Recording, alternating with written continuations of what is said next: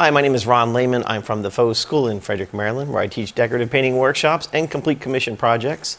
Today I'm going to show you a technique that we just simply call our French gray. So let's get our tools, let's get our materials, and let's get started. So the first thing we're going to do to get ready for our French gray technique is put down a bed coat. Now before I can do the bed coat, I have to base coat. Base coat, I've primed the board or base coated the board. Priming and base coating are two different things. You prime bare surfaces, you base coat underneath your finishes. Excuse me. So I base coated the surface with the quartz primer. I use quartz primer because we have it here. No big deal. You can use any flat paint or flat primer as long as it's flat. No satin, no low sheen, no eggshell. It'll still stick to those things. It has the high adhesion capability, but it does best over flat. Okay? So quartz primer, you can tint it. I'm not worried about tinting it right now. If you tint it, use pigment, never paint. Pigment is highly concentrated colorants. Paint is not. Paint will dilute the product and destroy it. So I'm going to take my stainless steel trowel, my stainless steel spatula, and the faux stone straight out of the can. Faux stone is a textured acrylic texturing medium. There we go. Can't get my words out tonight. Acrylic texturing medium. You can tint it to any color. It's interior or exterior. You tint it with pigment. Never tint it with paint. So what we're going to do is for our bed coat, this will be the foundation coat for our decorative finish. So come across the top like so. And we don't need to make it like super smooth because it's going to add to the finish. But we also don't want it to be like real busy and sloppy. So you just want to take your time, do a nice even coat over the whole thing. Okay, it's okay if it has some interest or some movement to it. That's perfectly fine. Just, you know, little stuff. Don't get too crazy though. And you don't want to put it on too thick because it will crack. So if you have a wall with some irregularities in it, my mouth is not working today. It's one of those days. A wall with irregularities in it, don't use this to patch it simply because it costs too much money. Use joint compound or easy sand or a patch spackle, something that you should patch a hole with. Okay, so 100% coverage. Then we're going to let this dry 100% because we don't, when we go to do the next coat, it'll cause this to peel up, lift, and make a mess. So I'm just going to clean up some of that stuff right there. Okay, and there you have it. Let's let it dry. We'll come back and get to step 2. So what I've done is I put a stencil across the top here because I want to give it a little raised stencil look. Just a little more interest to it. So I'm going to take my faux stone and my spatula, and I'm just going to come across like so.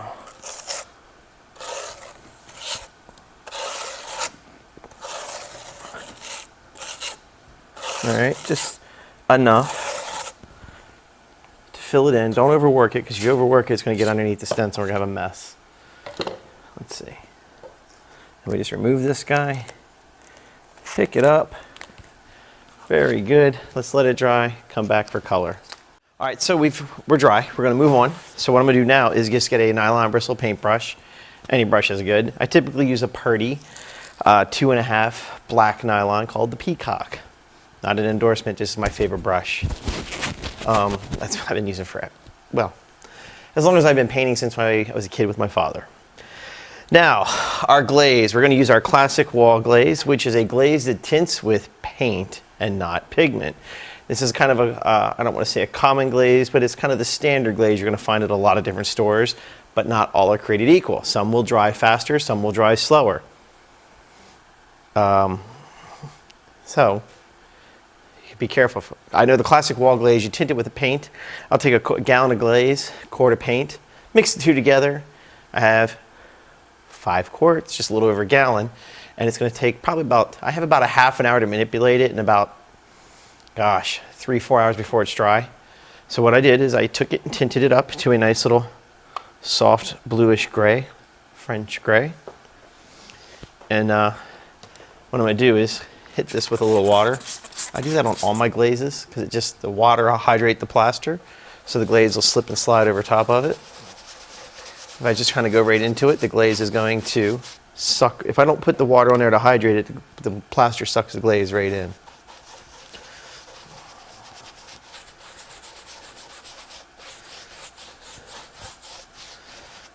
All right. And I'm doing, this is a nice soft light color. I'm not going for anything real heavy, real dark. With this one, I can always come back later and add more if I want to, or if I make my sample, I'm not happy with it, I could just simply darken it up. Now there's a couple ways you can do it. Sometimes I take a big giant wall brush and I will just keep softening and softening and softening. Or I'll take a rag, kind of blot off the excess.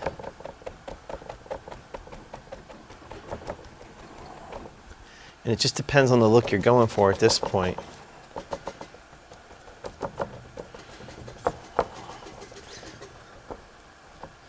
Just blot it off. I can take a dry clean brush and just kind of go over it. What it'll do is just warms and enriches it up a little bit. Nice, soft, simple, easy finish. Very subtle, nothing crazy. Sometimes in the workshops we refer to this as our French gray. Pull the tape, see what we get.